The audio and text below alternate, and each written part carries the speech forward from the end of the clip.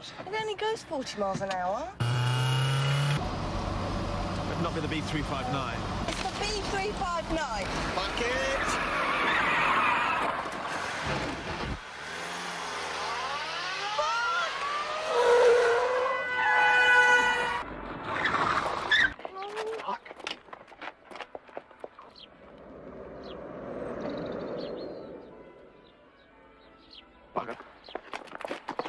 Hi, and welcome to the next episode of Cemetery Strolls.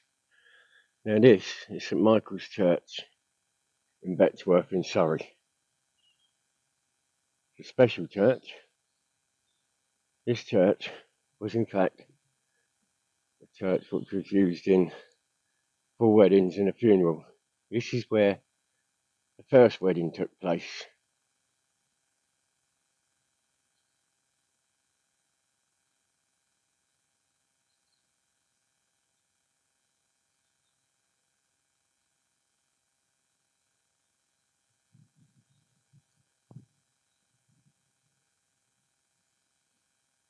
And they've even got a screening coming up soon of it as well.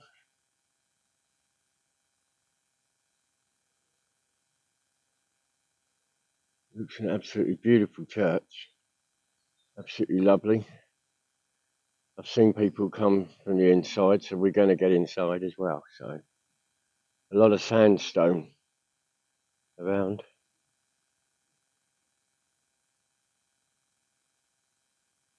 It's a well kept after place. Obviously, there's a lot of visitors. There's a war monument. We'll visit that in a bit.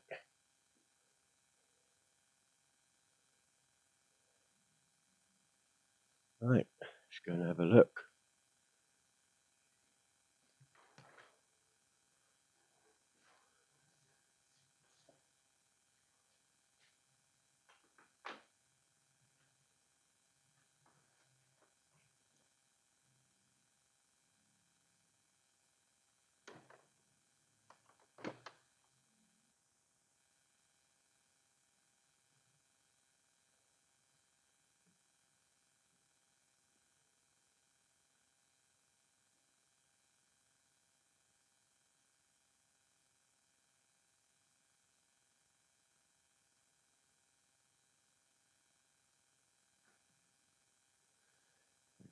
Got some of the pews with the doors.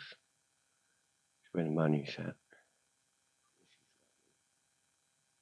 This is Arthur Woodruff Jeffrey, born London, 19th of July, 1822. But died in Betchworth House, 4th of December, 1864. His remains are deposited at the catacomb of Norwood Cemetery.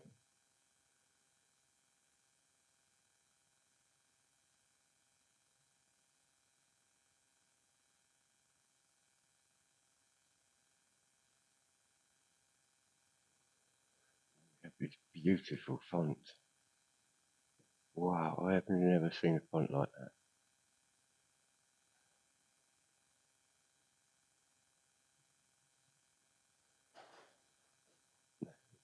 That's the organist just going out. He didn't want to be playing while I was filming, which is fair enough.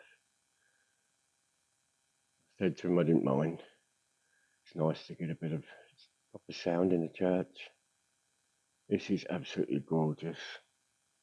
And some of the monuments. The proud love and memory of Noel Shipley Thornton, DSO, MC, Major Rifle Brigade. Died on the 10th of April 1918 of wounds received 6 days previously, age 34. He enlisted on the outbreak of the war and rose from the ranks to be an adjutant and finally to command the 7th Battalion Rifle Brigade, at the head of which he was mortally wounded in front of illness. Flanders. Wow. And there's this one. Hopefully I can get it. George Gordon Moore, Lieutenant 3rd Battalion.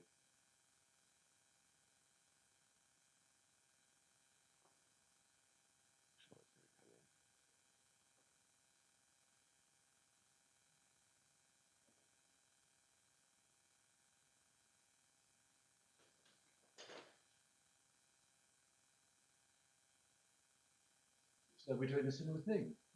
Yes. Yeah, I've just had the organist in and he's just gone out. He didn't want to be caught on. Yeah, I'm doing one for my YouTube channel. So. Right. I'm doing one. Is this just all video? Do you mind if I do some talking? I do talking, so if you didn't mind, if you're working one side, I'll work the other. Yeah. If that's. I've got a kind of script to go. Yeah. Right. Excellent. Okay. Because that way we'll be fine. Yeah. You normally got church talking anyway, don't we? So.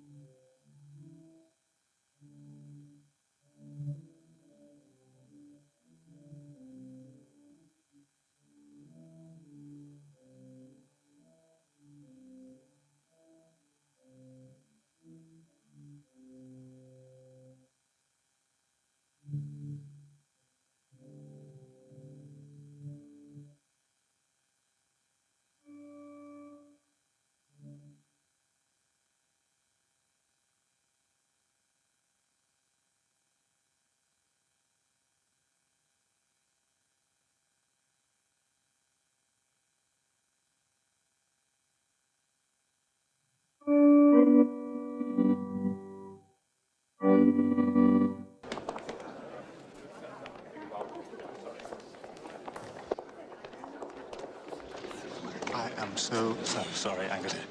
Inexcusable. I mean, I'll be killing myself after the service if that's any consolation. Doesn't matter. Tom was standing by. Thanks, Tom. You're saying. Disastrous haircut.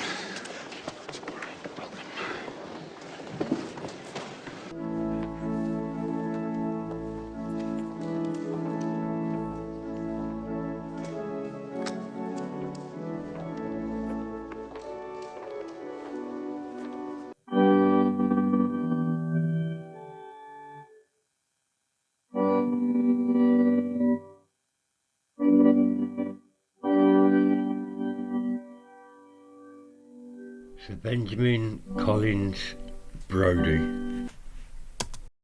He was the fourth child of the Reverend Peter Vellinger Brodie, M.A. of Worcestershire College, Oxford, rector of Winterslow, Wiltshire, by Sarah, daughter of Benjamin Collins, banker and printer of Milford, near Salisbury.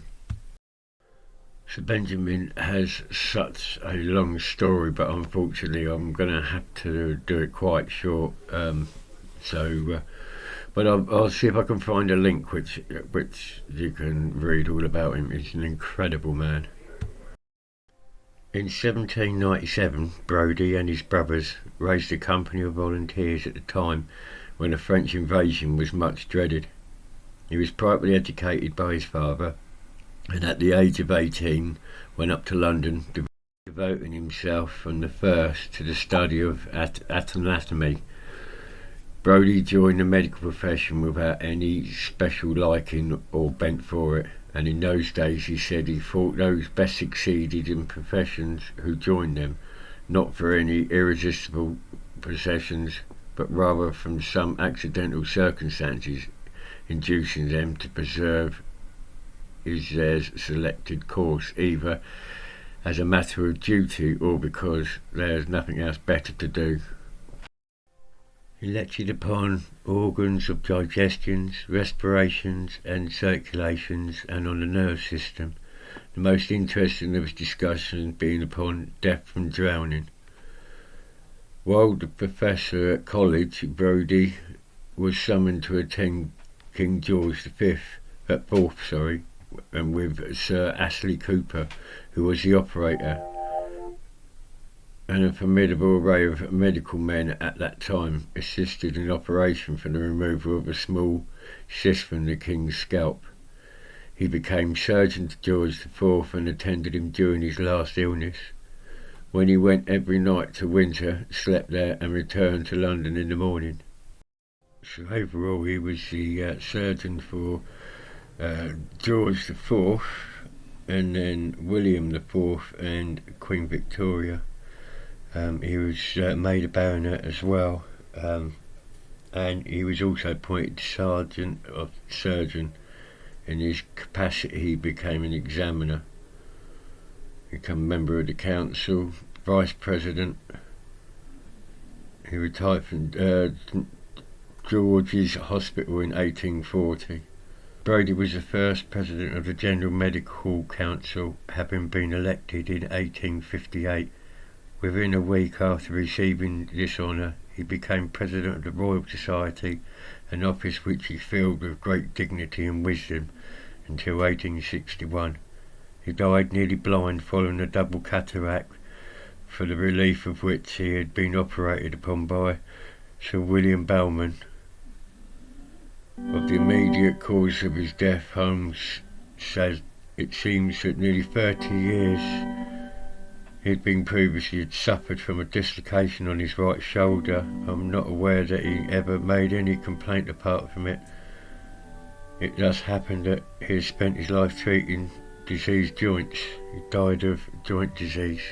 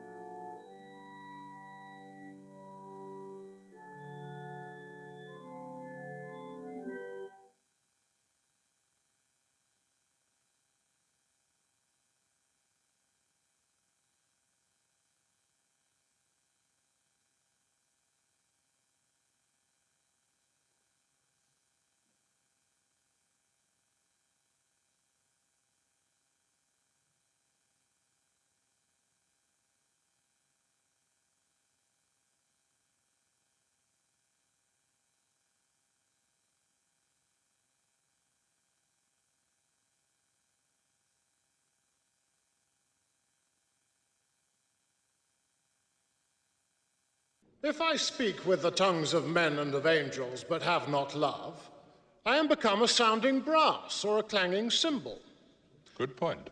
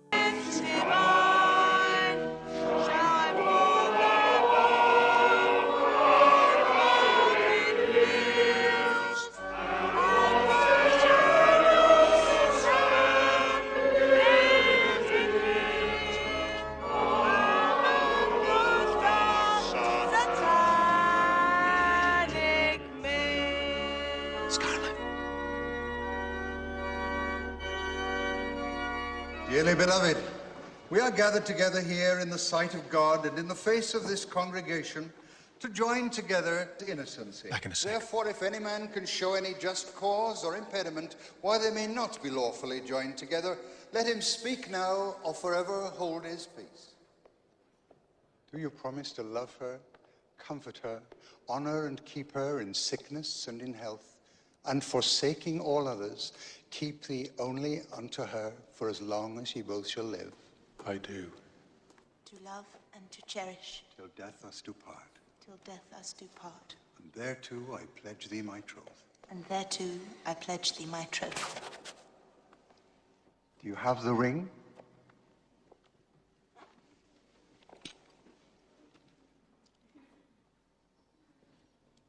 With this ring I thee wed. With this ring I thee wed. With my body I thee worship. With my body I thee worship. And with all my worldly goods I do thee endow. And with all my worldly goods I thee endow.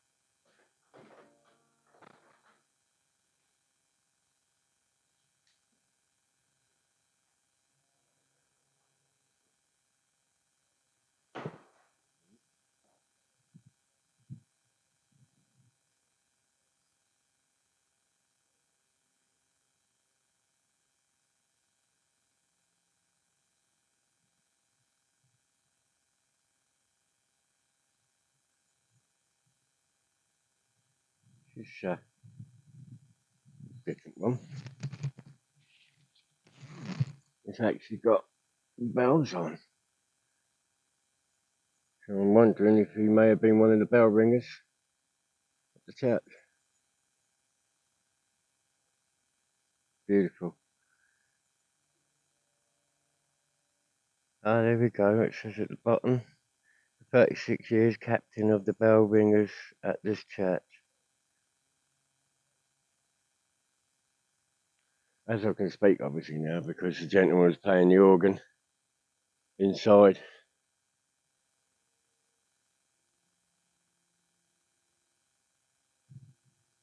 Let's see where we can go.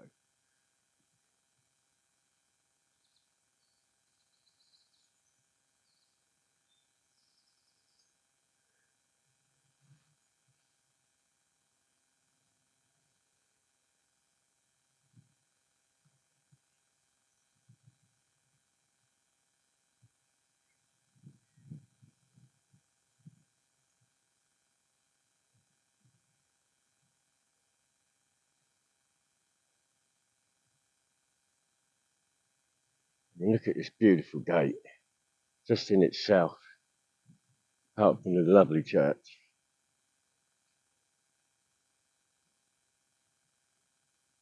And have a look at.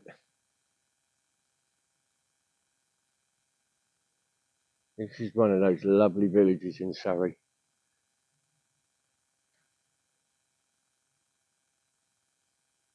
The artwork above the gate is just lovely. You've got the whole gate.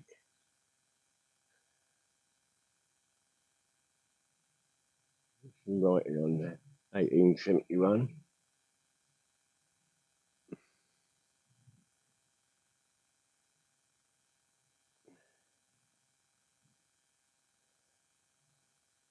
Priest's cottage. It's outside the church. One of our old quintessential red phone boxes.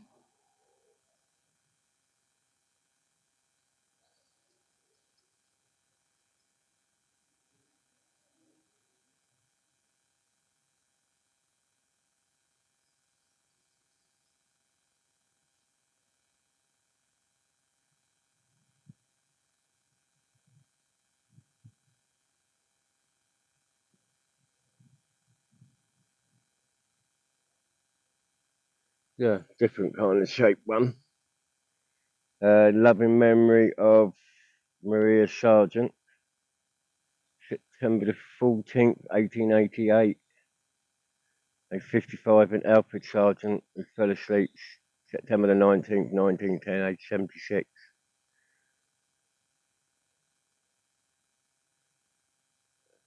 Just look at that church, it is just stunning.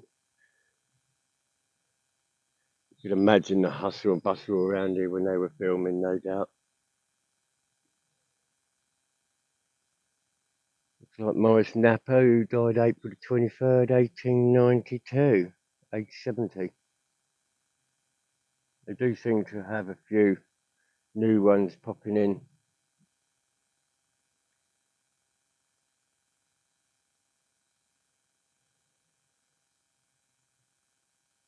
Another memory of Ellen, daughter of Edward and Emma Wicks, who died December the 5th, 1888, age 26.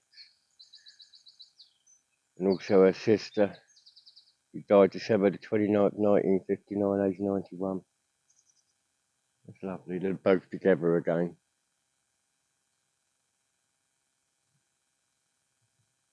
See what we've got down this way.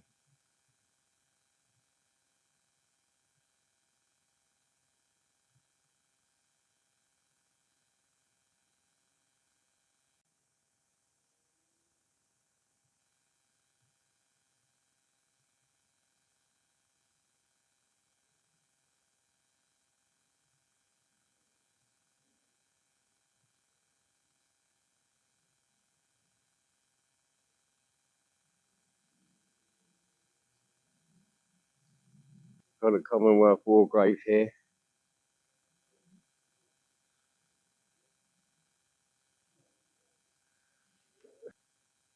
So here we have 6103 498 Lance Corporal F.L. Jones, the Queen's Royal Regiment, 14th of April 1942, aged 26.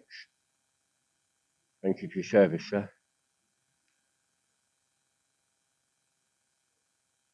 A lot of these I can't read.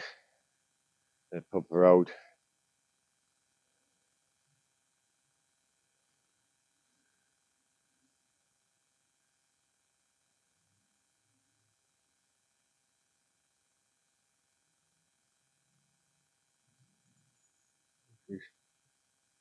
Just here, loving memory of Gerald Whittingham, called to higher service 19th March 1964, and his wife Irene.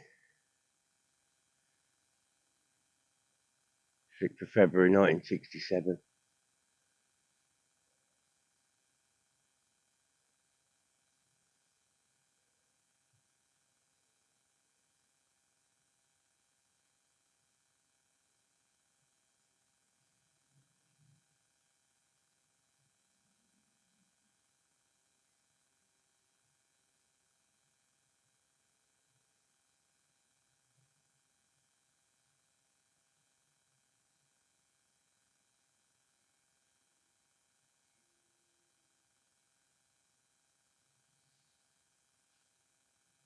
We've got the memory of Charles Morris, Esquire, of London and Brockham Lodge in this parish, who died on the 10th day of July 1938, aged 93.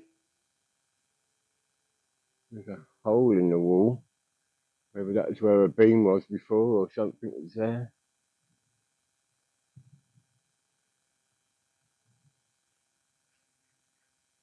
We have Mary, wife of William Stevens, who died August 25th, 1871, aged 65, and William Stevens, 1877, aged 70.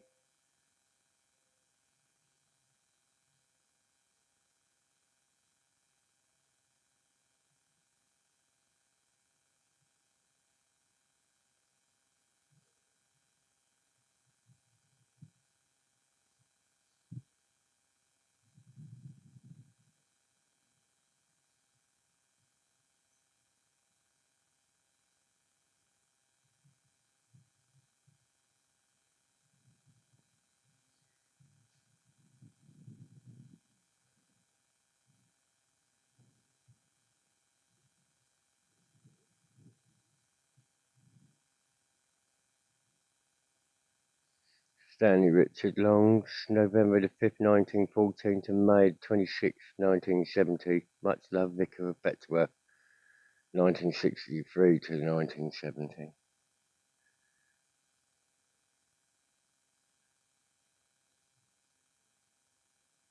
He's in the wall. Born April the 7th, 1818. This transept was erected in memory of Frederick Goldburn, CB, 1879, who died May the 10th, 1878.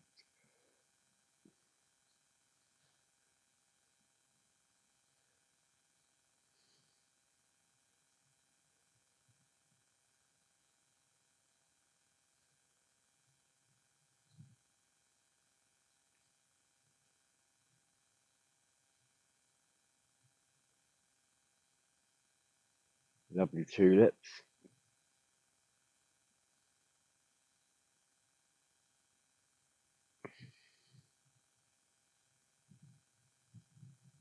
Look at the War Memorial and then start stepping up that way.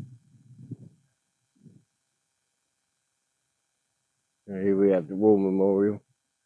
Remember the 1939, 1945. Private of the Queens. Queens is the regiment I served with. Royal Machine Corps. Private of the Queens. Royal Sussex. Grenadier Guards. Oxfordshires. East Surrey.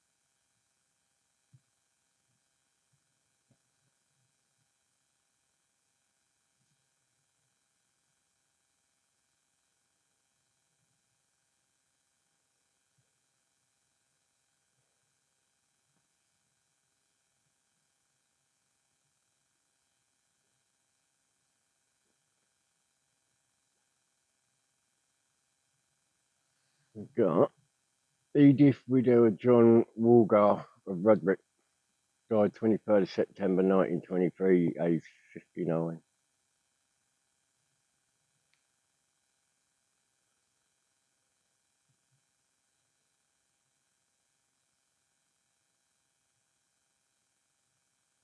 This one is Sarah Elizabeth, wife of Charles Roworth of Brockham and daughter of F.H. Noy.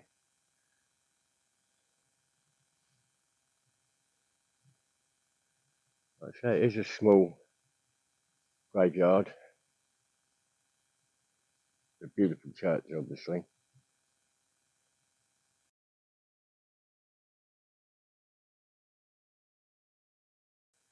Jessie Brown Smith, daughter, widow of Captain John Woodwright or Woodruff, Royal Navy, Her Majesty's Arms, when Her Majesty the Queen, daughter of Thomas. I'm quite sure, I'm not reading that. St Helier in Jersey, 18.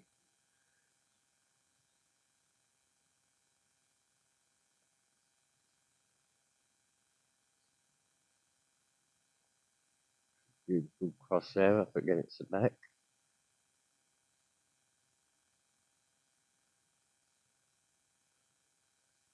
Another memory of Michael Edgar Foster, born January 6, 1836, died January the 25th, 1908, and Alice. Can't read much of Alice.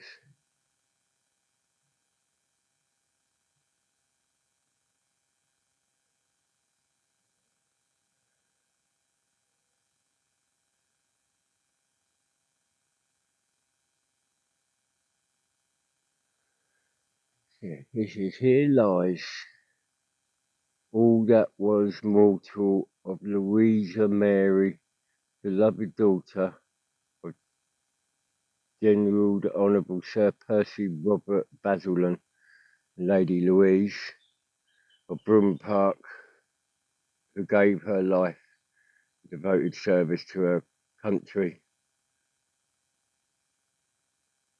23rd, looks like 1918, age 54. Thank you for your service, man. Some up here, I don't know if this is a tomb or, but they're raised. You can't see nothing of them.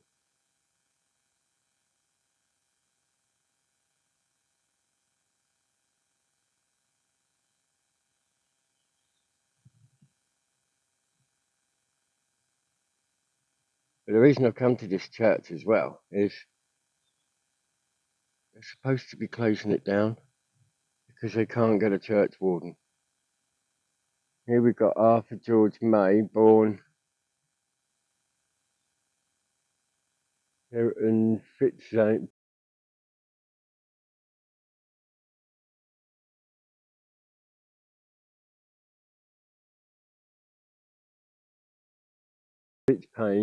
Devon, and late of Durban Natal, who died from an accident the 13th of October into the hand.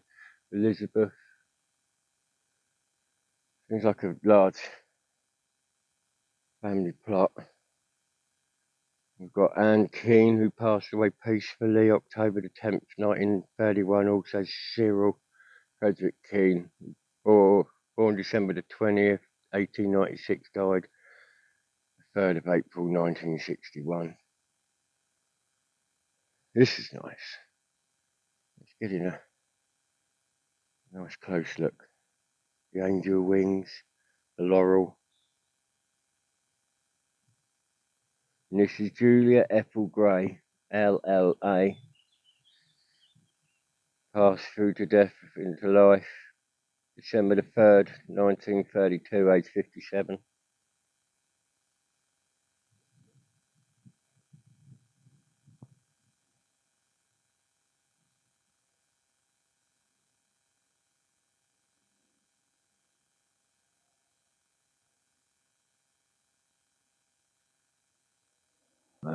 Loving memory of Carolina, who was for 40 years a devoted friend and nurse of Lady Louisa Fielding and her family.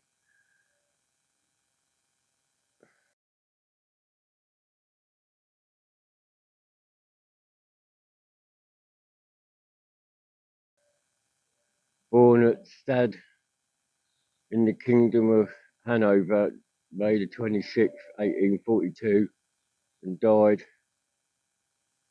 1915. You may be able to hear the aeroplanes here. We're not far from Gatwick Airport.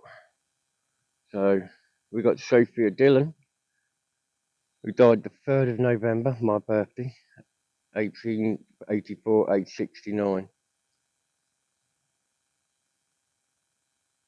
Lovely book, some flowers. And then next door we got In Love and Memory of Anne Elizabeth, wife of George Septimus Firth, or of Brockenhurst, died July 29th, 1948, 78. George is there as well. He died in October 24th, 1944, age 84.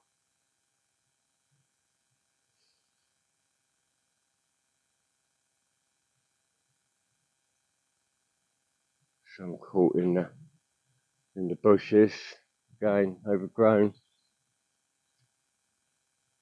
That seems so lovely.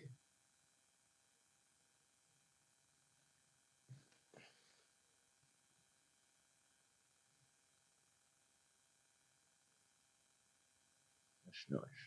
The ivy all over it though. I did see, and I think I'm probably stood in it actually. Sir Dice Duckworth, BT, died January the 20th, 1928.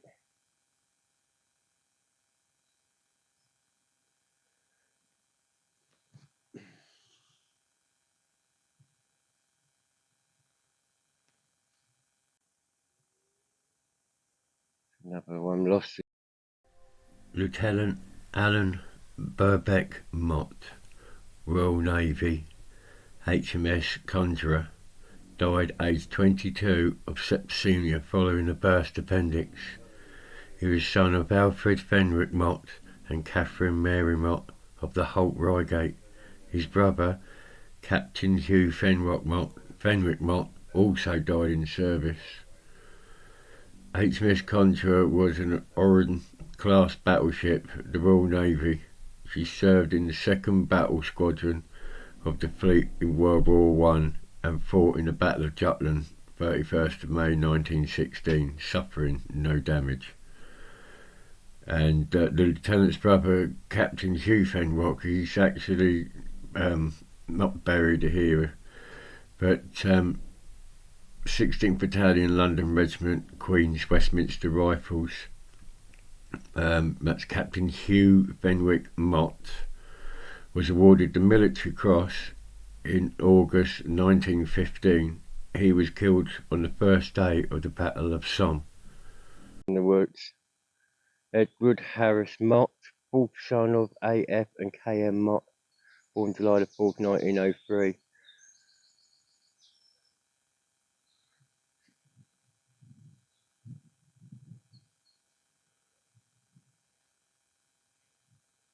Monica Taylorson, 27th of August 1896 to September 1980, and her husband Egbert.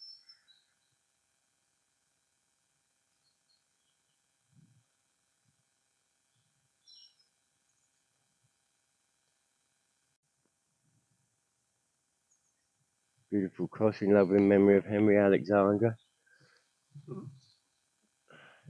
son of Robert Gordon, Esquire of Brockham Park, born the 16th of February 1859 and died the 25th of May 1902.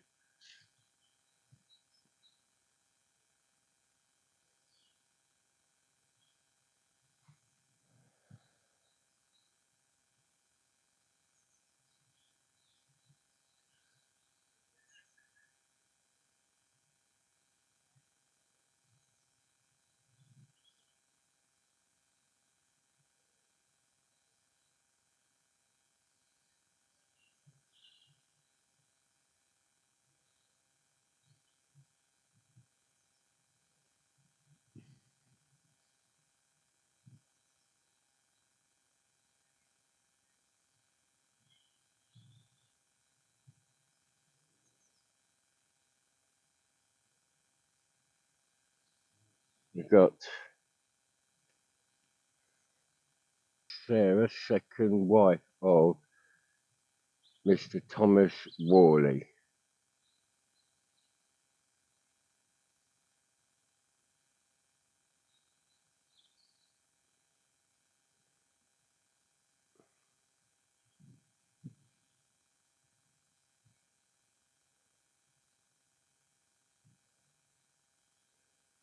Right, we've got James Batchelor, died June the 19th, 1875, age 40. Also Catherine, wife of the above, who died March the 11th, 1924, age 87. And also James, son of the above, who died April the 9th, 1909, age 46.